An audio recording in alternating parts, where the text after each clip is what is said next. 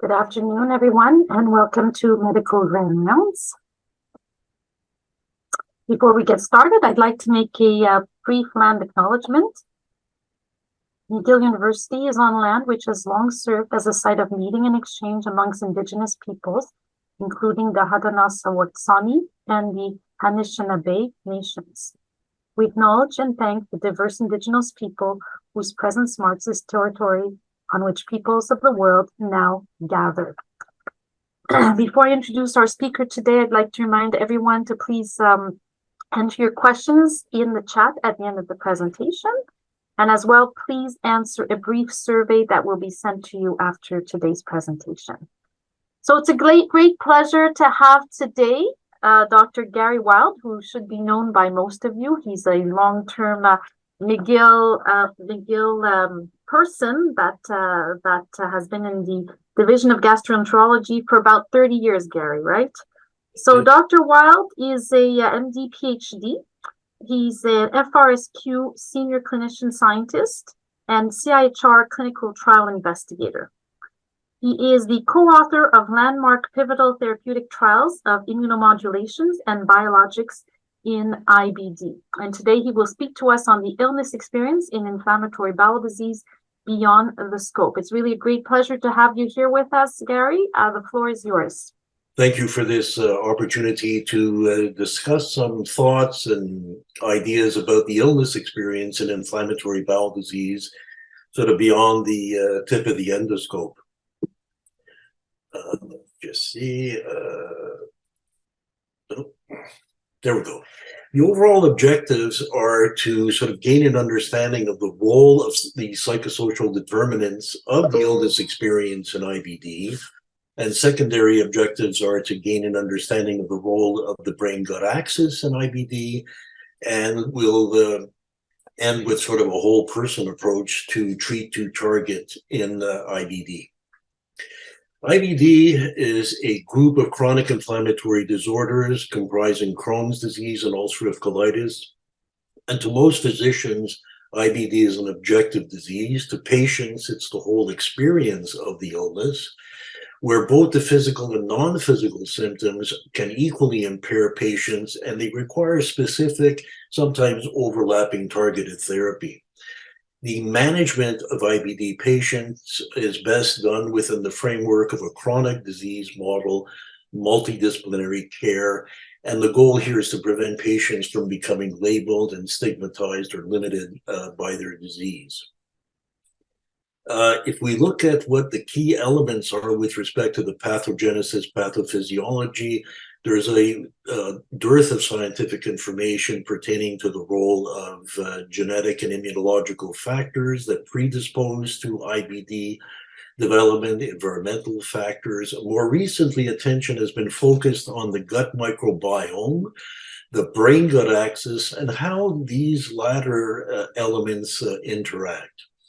In Canada, we have about 250,000 Canadians who live with IBD, and there's been a global increase in prevalence in industrial nations over the past 50 years. IBD, by definition, is chronic, requires a lifetime of care, and is associated with a major impact, economic burden, and morbidity. If we look at Crohn's disease, specifically, Crohn's disease can involve primarily the distal small intestine and or colon, and the inflammatory process is transmural, and with the passage of time, you can develop scarring, stricture formation, and this leads to the development of what's known as the fibrostenotic phenotype, or the transmural process can perforate, and you can evolve fistulae between loops of intestine or from the intestine or colon to the skin. And if we look at the disease severity in Crohn's disease, primarily we could look at this through three elements. There's the impact on the patient in terms of symptoms, quality of life, etc. We'll focus on that.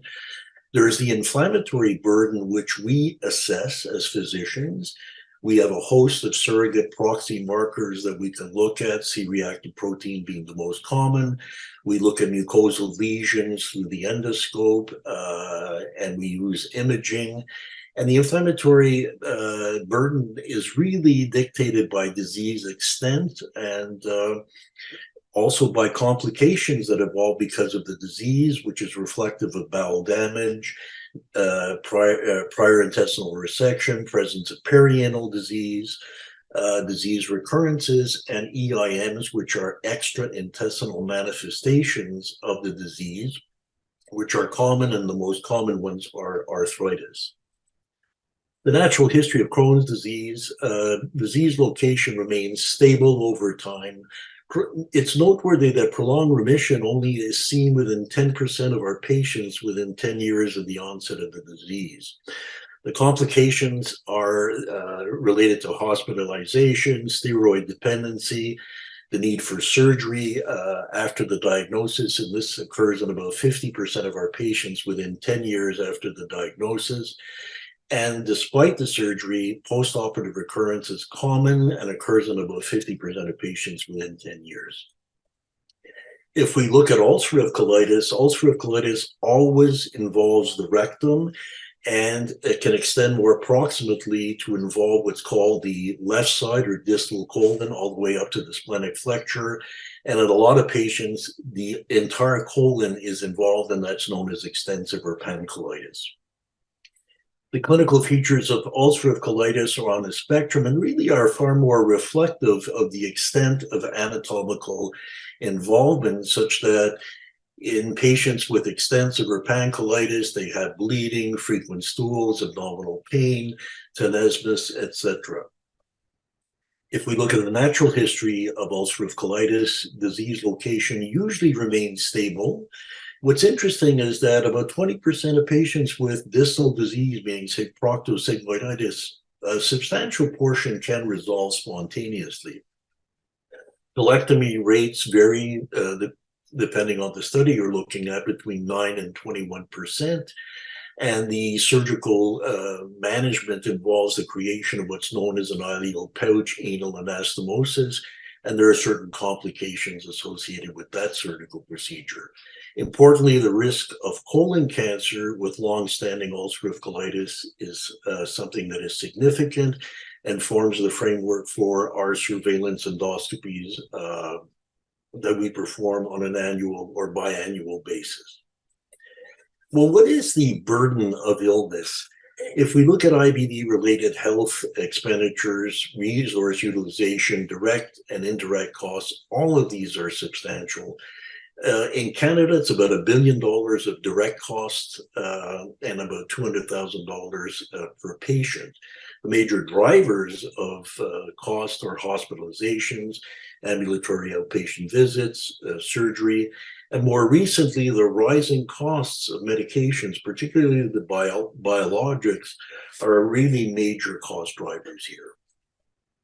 If we look at quality of life and disability in IBD, and I just sort of cited the Harper and Power broad definition of quality of life, if we look at the psychosocial burden in IBD, it's related to the fact of the chronicity of the disorder, the unpredictable natural history of the disease, yes, physical symptoms, pain, altered bowel function, extraintestinal manifestations. Fatigue comprises a major burden, social isolation, stigmatization, body image, and yes, a fear of developing cancer with long-term IBD.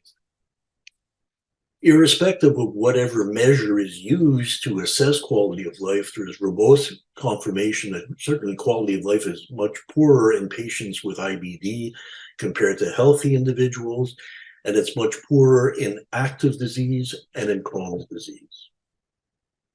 If we look at disability in IBD starts at a very young age when patients are active in their personal and professional lives. And over half of our IBD patients report some level of disability or impairment, okay? Well, what are the determinants of IBD disability? Certainly it's higher in Crohn's disease, higher in active disease. Women experience greater levels of disability, the duration of illness, the presence of a strong illness identity, and a stronger emotional response to the disorders.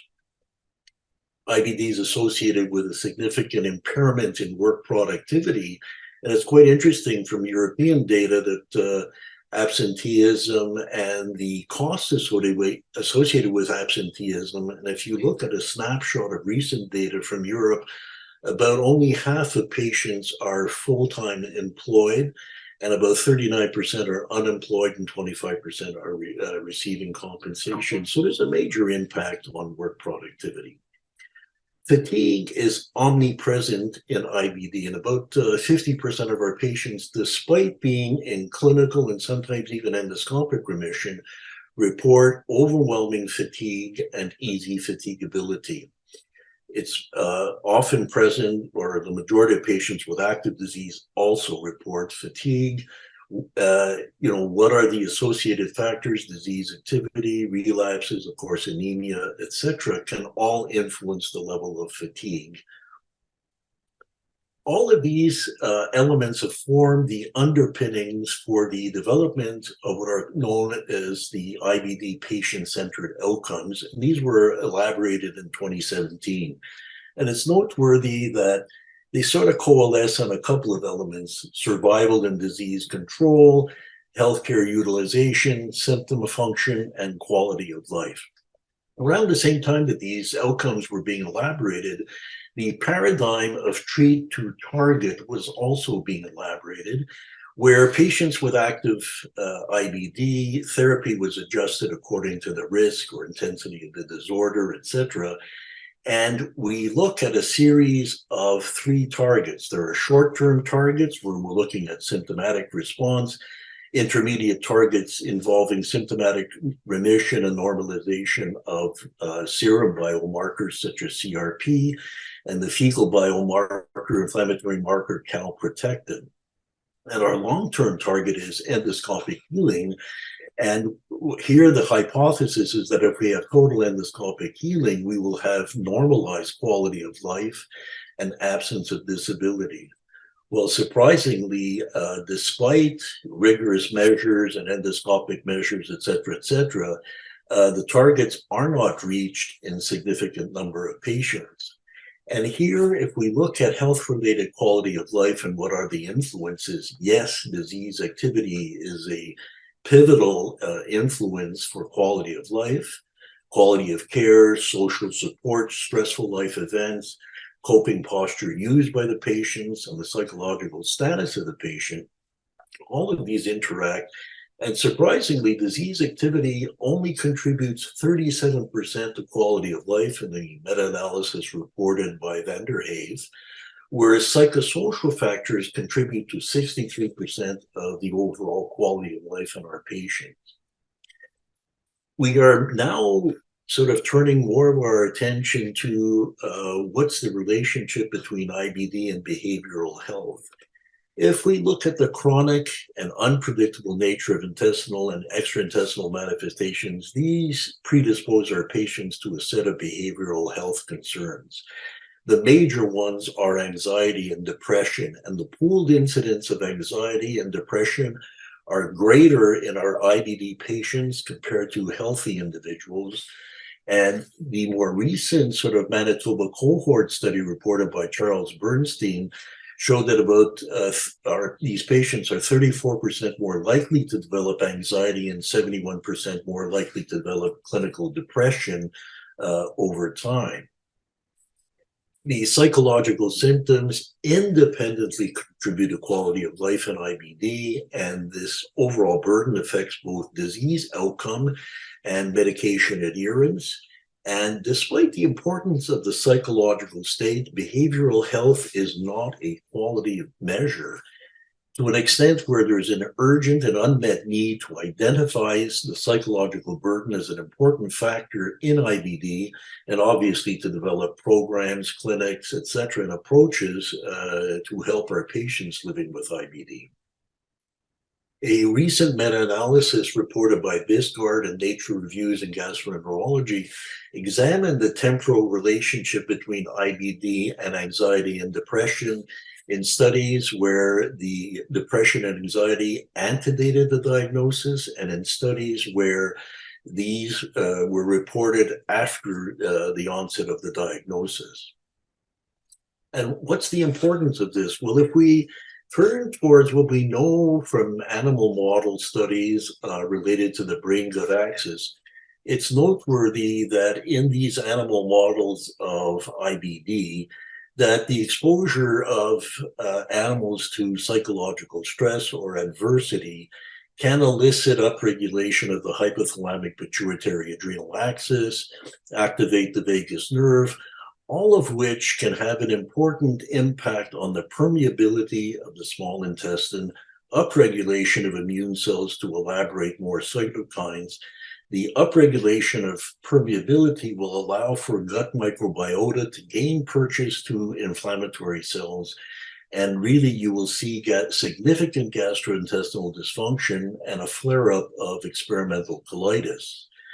Similarly, if you, in the animal model where you take a naive animal and expose it to either DSS or TNBS, you will elicit significant damage to the intestinal mucosa, but the inflammatory products that are elaborated by the damaged mucosa gain access to the circulation, and the brain, once exposed to these inflammatory molecules, will exhibit neuroinflammation that's manifested by depression, anxiety, and fatigue. Well, is there any sort of human evidence for this bidirectionality? Well, this was examined and reported by Gracie and co-workers in gastroenterology in 2018, where they reported a 2-year longitudinal follow-up of over 400 patients with IBD to examine bidirectionality of IBD and anxiety, depression, collectively called as mood disorders. They used standard IBD indices and the hospital anxiety and depression scale score for assessment of mood. If we look at the brain-gut direction, the development of new IBD activity in patients with quiescent IBD and abnormal HAD scores at baseline was significant during this 2-year follow-up.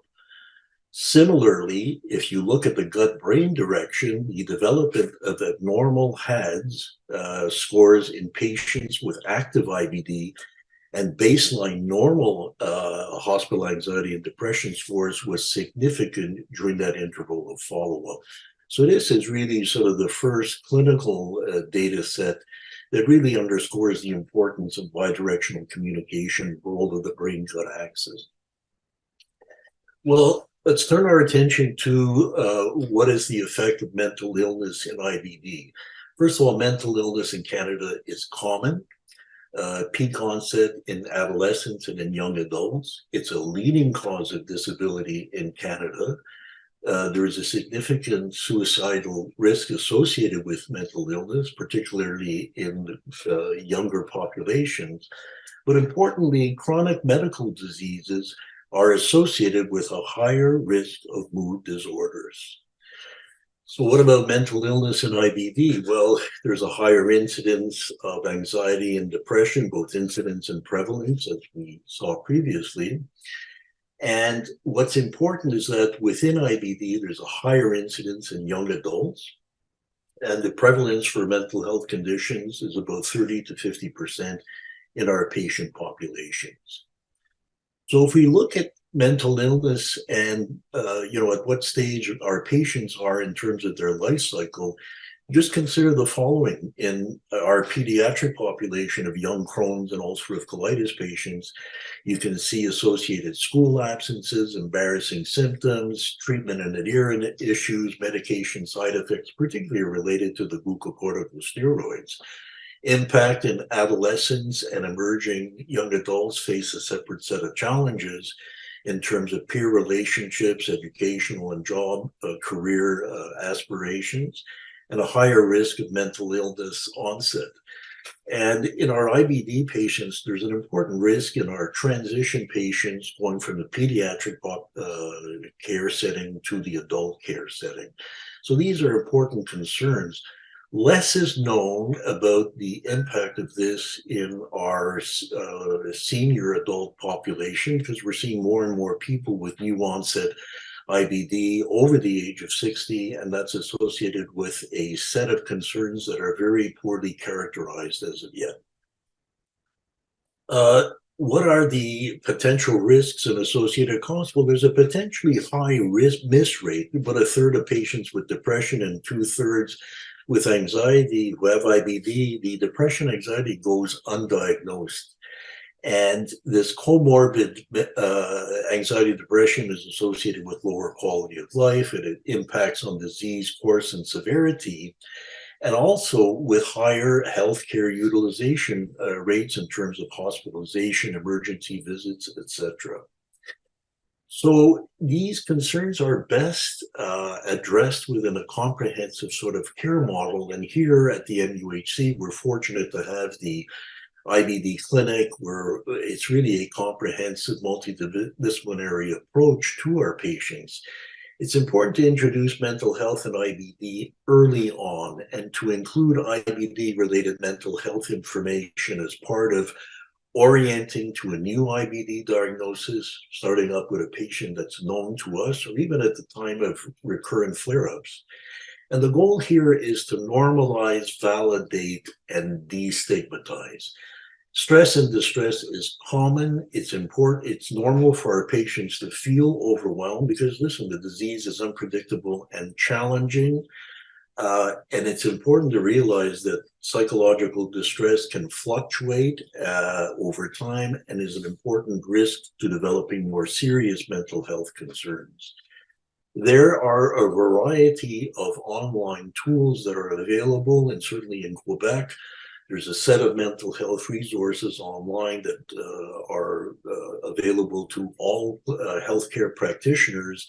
And I think in terms of the global anxiety and depression scale, the GAD-7, which is an important tool to screen for anxiety. And of course, there's the PHQ-9, which is an important screening tool for depression. So all of these are available online.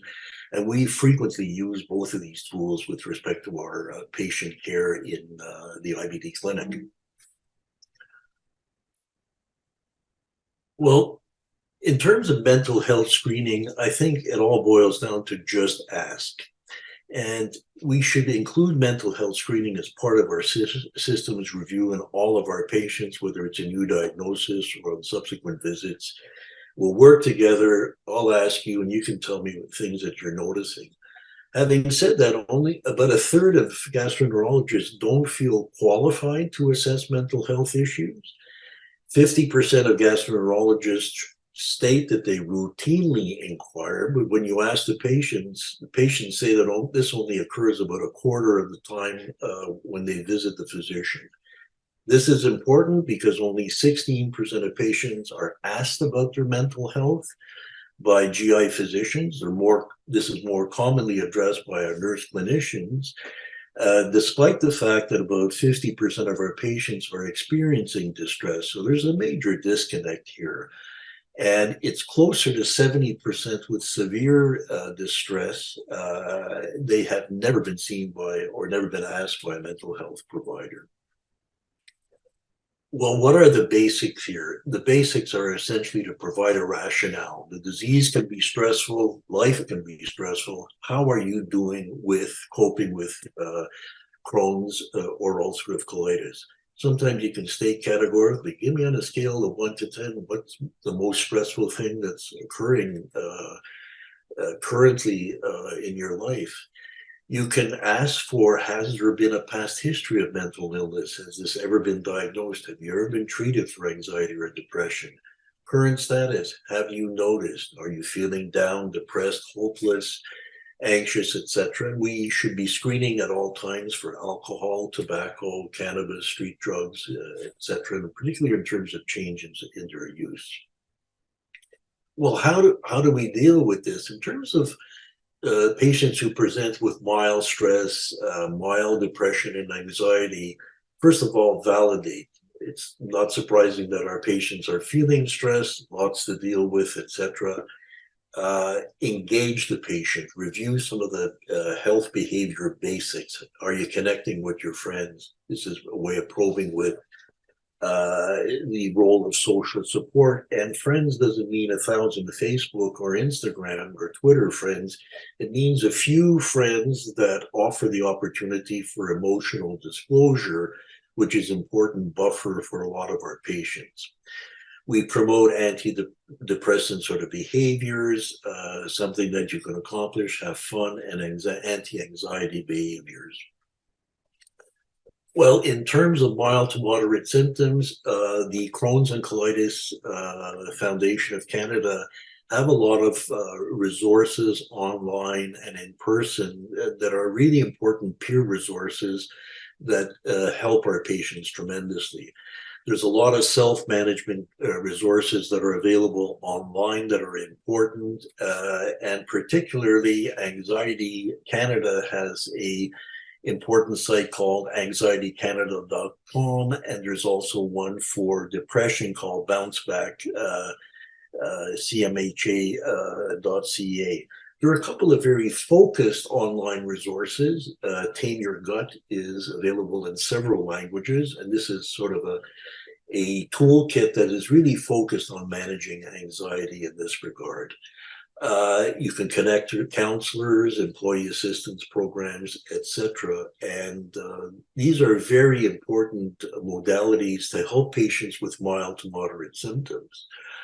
For moderate to severe symptoms here, it's very important to refer to mental health specialists. And we are fortunate in the McGill IBD clinic that we have a full-time psychologist who is associated with our group, who sees patients either one-on-one or in groups, in person or online, and we can rapidly screen and gain access to resources from the IBD psychologist. It's important to state to the patient that, listen, we are referring you, and this is important to understand that the psychologist is like any other specialist. It's the same as if we were referring you for an assessment of osteoporosis or need for surgery or etc. We have to explain to our patients what the psychologist does and the type of therapy that will be advised. And our psychologists will use a sort of set of tailored therapies that are really targeted towards the IBD population. Occasionally, patients are referred to psychiatry, and we do have a corridor of access where online we can sort of rapidly screen, email, and have triaged within 24 hours the need for assessment and subsequent follow-up. So it's an important way of opening a corridor of care for these patients. Is there a role for psychotherapy in the management of IBD patients? This was recently reviewed by Alex Ford and published in Lancet in 2023.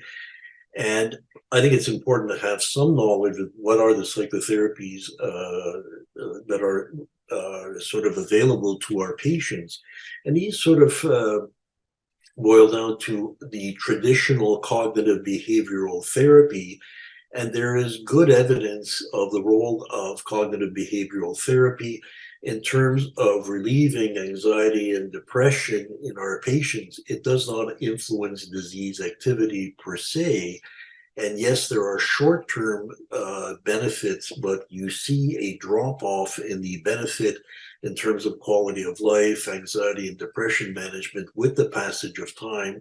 Some of this relates to resource availability, whether the patient can afford the therapy, etc., and whether the patient will adhere and collaborate long-term with the process.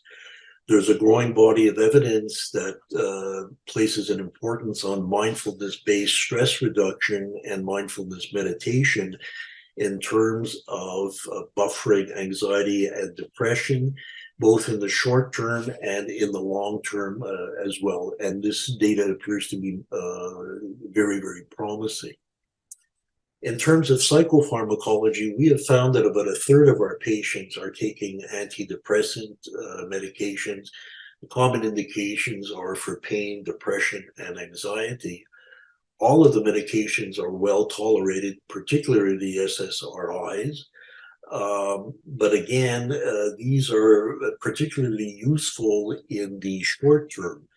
although there's a large body of evidence for the utility of these medications, again, in mild to moderate, the CBT and mindfulness is equally effective. And there's no series of long-term randomized control trials. There's only one randomized control trial involving less than 30 patients. There are a couple of small open trials in case series, all of which show some mild to modest benefit. What's important is that the patients' and physicians' goals of treatment need to be realigned to better address the disease burden. For the patient, the goals here are often, the sort of quality of life social measures, ability to work, capacity to perform at work, enjoy social and leisure events, and the fatigue is a major concern. We as physicians are really often, or too often, focused on objective and scientific measures, clinical and histological remission, and this may not be obvious to our patient population. All of this calls for a mutual shared decision-making where treat to target has, yes, objective goals, but it also has subjective measures in terms of quality of life. And I think this is really important. Both in Europe and the United States, patient-physician interaction, so that patients rarely are asked about the impact of inflammatory bowel disease. Patients who are experiencing quality of life impacts often did not discuss these impacts during their visit, and often patients and physicians can underplay the impacts of these concerns. Our current model of psychosocial care in IBD is really reactive instead of proactive. We have a patient who will exhibit tremendous anxiety or depression. They screen positive on these measures or these psychometric measures, and then we're referring to a psychologist. There's a delay there, or a counselor. There's a delay, often a subsequent delay, referral to a psychiatrist. And with the passage of time, the self-management skills that the patient has and their motivation for self-management skill exploration declines despite the utilization of increasing mental health services. And all of this accounts for costs, hospitalizations, ER visits, poor disease control, poor adherence and collaboration with treatment protocols, etc. So we have to look at this in terms of maybe more of a paradigm shift and looking at the mental health concerns in our IBD patients along a mental health continuum that goes from crisis all the way to struggling, managing, thriving, and excelling. So here in mental health, the treatment focus really aims to move away from crisis to struggling, from struggling to managing when depression and anxiety are encountered in our patients. What's important is that resilience is a key to mental health. And in Canada, we have the Canada Future Directions program, and it's really focused on resilience interventions that are aimed to prevent early intervention for stress-related disorders, and a focus on managing and thriving despite chronic disease. And when our patients ask us, and when we observe resilience in our patients, I think the point that resonates with all of this is that resilience is the ability to bend without breaking. And it's something that we want to promote in our patients, and really to examine those patients who are resilient and thriving to better understand how to apply some of these notions to help our patients who are really in crisis and who are struggling. At the end of the day, I think Hippocrates stated it very well, that it's more important to know what sort of a person has a disease than to know what sort of a disease a person has. And certainly in my practice of 30 years of treating patients who live with IBD, there's a lot that I've learned in terms of the psychosocial aspects of managing these patients. And it brings me to think about what T.S. Eliot wrote in the 1940s, that we shall not cease from exploring, because at the end of all-out exploration, we will arrive where we started and know the place for the first time. And as this really sort of, speaks to the integration of an open mindset, to be able to embrace some of these notions and to look beyond, just sort of the objective findings that we see in our patients. I thank you, and I would open it up for questions. Thank you so much, Gary. Really outstanding presentation, very comprehensive. There's a few questions in the chat here. I'd like to start with Sasha Bernatsky. You had a question. I don't know if you want to unmute yourself, Sasha, and ask your question. Sure. I'm just, we need in our chronic disease clinics, we need so much to pay attention to mental health, especially because most people don't have family doctors. So how do you fund your dedicated psychologist? And then you mentioned also the psychiatrist corridor. So right now we have a way to access psychiatry through OASIS. Is that the same way as you do? Yes, it's the same way that we do. And, there are certain very rigid criteria for referral. And these are patients really that are sort of in major need for psychiatric care, often requiring medication. We're very fortunate in the IBD clinic. Our nurse clinicians play a very important pivotal role, and they help screen our patients that need the psychological services from the IBD psychologists that we have. And in terms of funding, Gary? In terms of funding, we have major funding support from the local community. We have the McGill IBD group, and just last week we had a fundraiser, and we raised significant funds that support our nurse clinicians and the psychologists that support it as well in this regard. So we've been very fortunate through patient engagement and collaboration with lay patient groups to have this support. Other questions in the chat. Ingrid, would you want to unmute yourself? Ingrid Hings has a question. Yes, I was wondering if there's specific counseling or guidelines, especially because of young people or being diagnosed regarding sexual and reproductive health. I mean, is there at a point in the disease trajectory where these things are brought up? Are there specific guidelines about contraception, getting pregnant? How do you deal with those issues? These are very, very important considerations. And if you look at, sexual health, sexual wellness, this is seldomly asked of our patients. And here the nurse clinicians play a very important role in sort of screening for some of these issues, particularly as well fertility issues.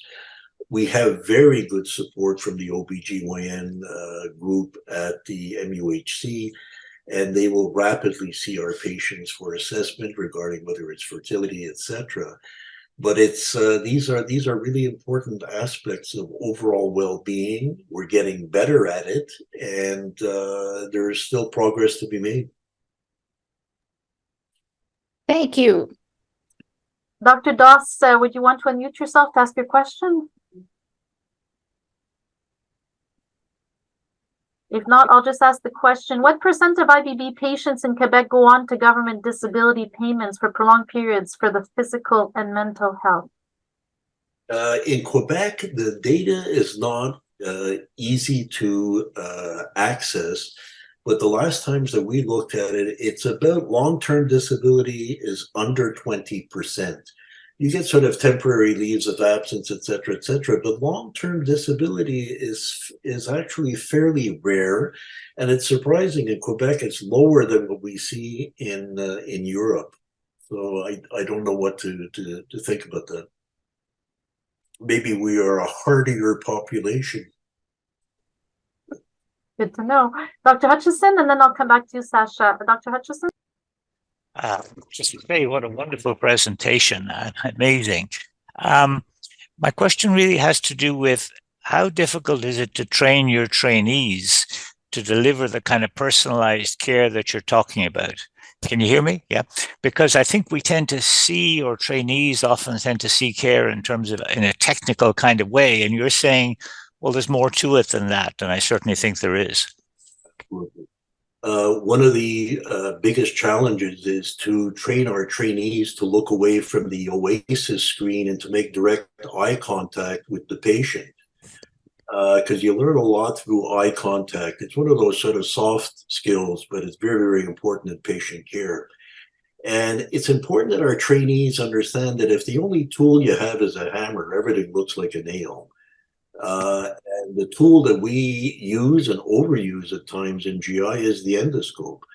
So our trainees who come to spend a significant portion of time understand that endoscopy is sort of low in terms of the tools that we use, and we do use the narrative interview that we have with patients, etc. And I often remind the patient of Osler that said, if you listen to the patient long enough, they'll tell you what their major concerns are. And it's to sort of foster among our trainees to break the habit of within 2 minutes interrupting the patient narrative.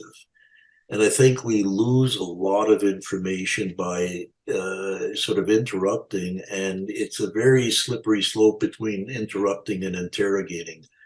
And it's something that we work on, and it's really fun to mentor these trainees. I think what you're doing is wonderful. Thank you. Sasha, do you want to unmute yourself again? I'm sorry, everybody, for always asking too many questions. I was just wondering, Dr. Wild, you mentioned a little bit about, I think you kind of mentioned the microbiome in stress or anxiety or mental health and inflammatory bowel disease. And I thought that there was a similar schema for irritable bowel. So I wonder, is there ever any overlap between irritable bowel and inflammatory bowel, either symptoms or presentations in your clinic, and what you do with that? Love the question. That's one of the sort of daunting problems we face, in that about 25 to 30% of our IBD patients who are in clinical remission, who are experiencing some significant, sort of GI symptoms. Often these symptoms are far more reflective of IBS as per Rome criteria. And there is now a new tool called Nerva, which is an app that focuses on management of IBS through meditation, etc. And it's the sort of thing that we are looking towards exploring in our patients in terms of managing their IBS. Because the thing that we must not do with IBS is to treat it with steroids. And that's often a trap that we can fall into, as we say, geez, these symptoms, they show no disease activity, in the usual fashion. So yes, there is a large data set on the microbiome and IBS, but equally large data set on the brain-gut axis. Thank you, Gary. That was a wonderful presentation. One can't open the television without seeing direct-to-consumer advertising of new biologicals. Yeah. Do you find how this, I guess, secondary awareness of the disease and also the pushing of the drugs affects your interaction with healthcare professionals? Yes, it does. We're, the top-down strategies that we have been using in terms of treat to target, a lot of the data is showing that the early use of biologics has better outcome in terms of mucosal healing, etc. And I think we equally have to look at it is that it's not just treating to target, it's treating to healing the patient in terms of the whole patient in a holistic fashion, not just the intestinal mucosa. So we have to place an equal emphasis on that. Biologics have been really, they've revolutionized management of IBD. When I started 30 years ago, we had two treatments that we could offer our patients, prednisone or surgery. And if we look at what's evolved over the past 30 years, it's been a really major change in terms of the impact of the biologics. And yes, they are associated with a cost. They require surveillance, etc. So yeah, these are important considerations. Thank you. Dr. Menard, would you like to unmute yourself for your question?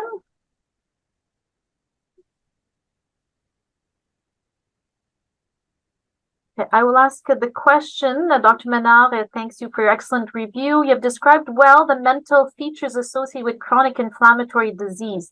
That suggests you're dealing with a somatopsychic general process. What is the status of etiologic research that distinguishes IBD from RA?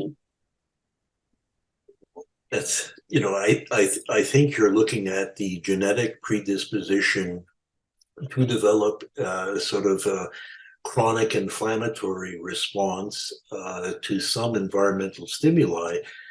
And in IBD, the environmental stimuli really is the presence and certainly dysbiosis among the microbiome populations in the intestine.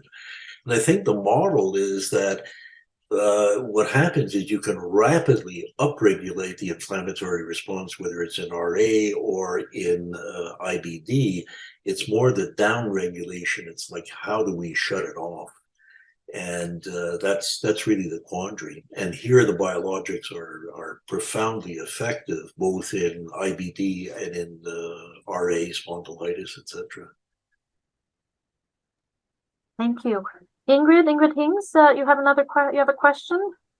Yes, so you've briefly mentioned the gut-brain axis being both present in IBD and IBS, and certainly the symptoms or associated problems, depression and anxiety are obviously associated with both of these disease entities. But is there actually anything that you can objectively measure in the gut-brain axis that gives you an idea of overlap in pathophysiology between IBD and IBS?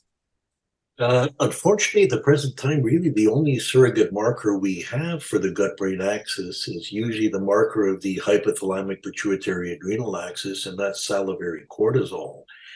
And if you look at the awakening cortisol response, where it's high in the morning, and within the first 30 minutes, if you collect salivary cortisol, you see this sort of rapid uprise.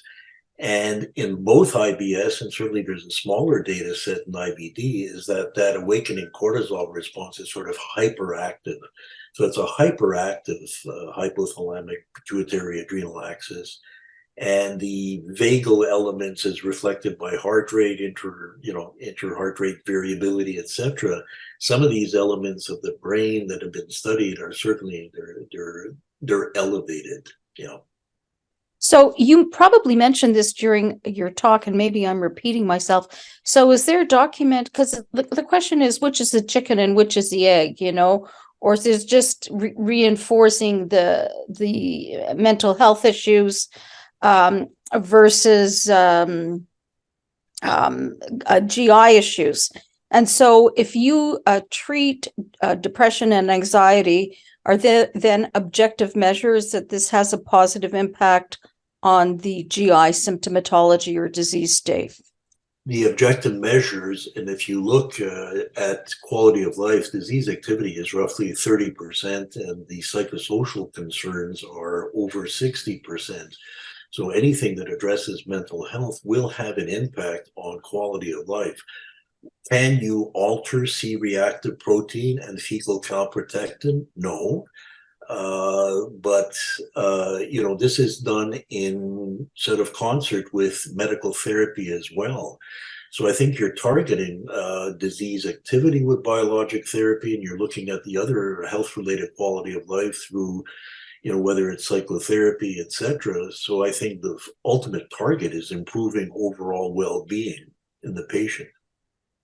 Yes, thank you for an excellent talk. This is Dr. Markovitz from endocrinology. I'm quite interested about the HPA axis aspect of it. And does the response return to normal when remission or close to remission is achieved with biologicals? It's interesting. There's a small study done with infliximab, that has addressed certain elements of the HPA axis. And in fact, they've shown that anxiety and depression improved in a small group of patients, and selected biomarkers of the hypothalamic pituitary adrenal axis. What's noteworthy is that there was a study done and published in JAMA a couple of years ago on the use of infliximab for management of severe medically resistant depression, and the study showed a positive effect. So it shows the role of cytokines as well as being able to influence mood, and I can't remember if they looked at selected features of the HPA in that particular study. You guys don't mind me asking these questions. So, Dr. Wild, do you have any observations from the clinic, or maybe you know the literature, you probably know the literature, about family dynamics and IBD? Like, how do they play, are they known to play, they probably play a role in outcomes, but is there any specific patterns or the literature or your experience seems to show? And is that mostly important in pediatric onset or across the board? Absolutely. Early life adversity plays a very, very significant role. Attachment, there are a lot of early life events that are very, very important. I think what we come to understand with families is that close family members will overestimate quality of life, and the patient, certainly when interviewed with their parents, grossly underestimates impact of quality of life. So it's there are a lot of times when there's a disconnect, but family support is a major feature here. Yeah. Thank you, Gary. Just one more comment here. We have a couple of minutes left. How do you handle, there's obviously a pediatric population. I'm curious, do you work closely with the pediatric gastroenterologists? And how do you handle transition? Do you have a group that helps you with the transition from peds to adulthood? Transitional care medicine in IBD has become really an important specialty. And the wait times are really, really significant. And we have some patients that are referred to us sometimes at 16 or 17, and we will see them sort of sooner than later and sort of guide them through the transition process. And here our nurse practitioners are very, very helpful. And there's a constant corridor of communication between our colleagues at the Montreal Children's, St. Justin's, and ourselves as well. But the wait times are substantial in Ontario, and in the Ottawa-Gatineau area, they're very, very high. And about 20% of the patients that I see as pediatric transition, 20 to 25%, are from the Gatineau-Ottawa area. So it's, there's a shortage of IBD specialists, and, to an extent, we're offering now a third year of gastroenterology training in IBD to be able to have individuals trained to specifically see IBD patients. And most of them, when they start practicing, are seeing a very young population of patients. Thank you very much, Gary. Do we have Sasha, you want to unmute yourself again? Yeah, sorry. So, Dr. Wild, in lupus, we showed in our cohort that women, not necessarily men, but for sure for women, if they had developed lupus as a kid or in very young adulthood, they were less likely to marry over their lifetime. So does the same thing happen, you think, in other chronic diseases, including inflammatory bowel disease? And does that kind of set people up maybe for less social support in life? Our support groups are very, very interesting. The support groups meet together. They'll often go on walks. They have a lot of group activities, and we are pleasantly surprised that there are a lot of patients who are meeting, socializing, forming short and long-term relationships through the auspices of both the support groups that we offer, and as well those offered by Crohn's and Colitis Foundation of Canada. Thank you so much. We're coming up on the hour, Gary. Really a wonderful presentation, really very thoughtful. And, thank you for that. And congratulations on the work that you've done and you continue to do with this chronic patient population. Very impressive work that's going on in the IBD Center. Thank you. Thanks everyone for joining us, and I wish everyone a wonderful afternoon. Thanks again, Gary, and thanks for taking the time to answer all our questions. Good one. Thank you. Bye. Thank you so much. Bye-bye.